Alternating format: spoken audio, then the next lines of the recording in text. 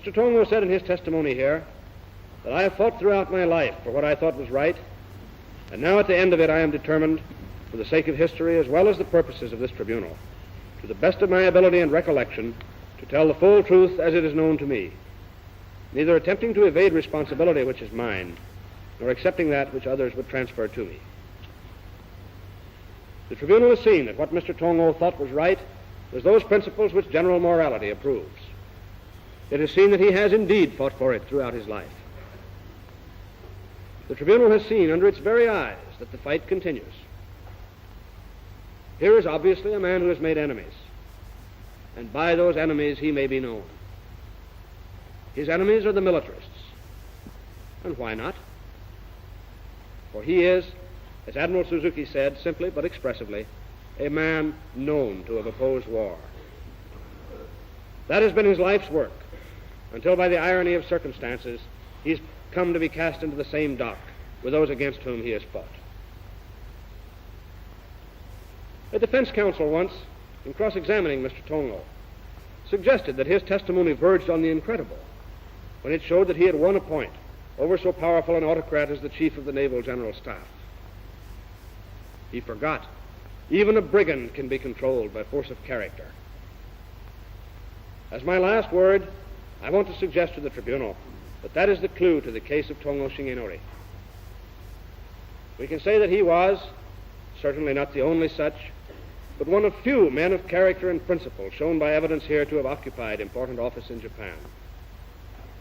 We can say, specifically apropos of the Pacific War, which is his case, that he was the only man in office in Japan in the days leading to Armageddon who insisted on moderation of Japanese terms to bring the Japanese-American negotiations to success, who insisted that even if negotiation failed, war need not follow, who insisted that if war must come, even in self-defense, it must be commenced in the open and above-board way. He was, we can say, the only man in office in Japan who insisted during the war on pursuing an equitable and moderate East Asiatic policy.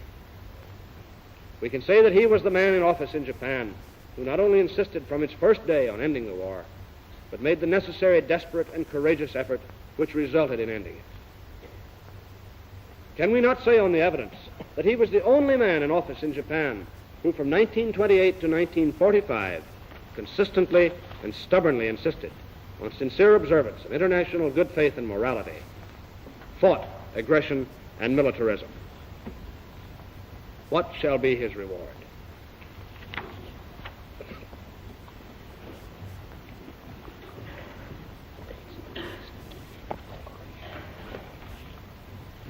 Have you got the next one?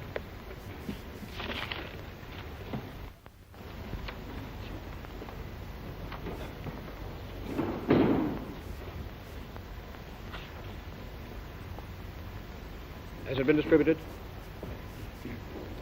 Introductory. Section 1. General Umezu Yoshijiro has been a soldier throughout life.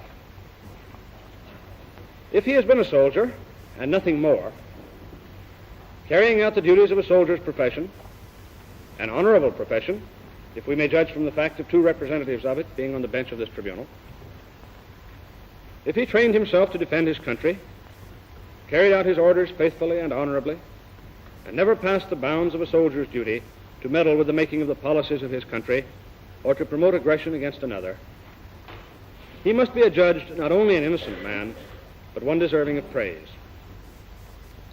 If he has been a soldier and nothing more, there is no reason for him to have spent 2 years of his life here in this dock. By the prosecution's own test, as stated by them after due consideration in their summation, we propose to demonstrate that General Umezu has earned this character. The prosecution put it this way: no man has been charged with either crimes against peace or conventional war crimes and crimes against humanity, unless he is in some way responsible for the aggressive policy followed by Japan which gave rise to those crimes.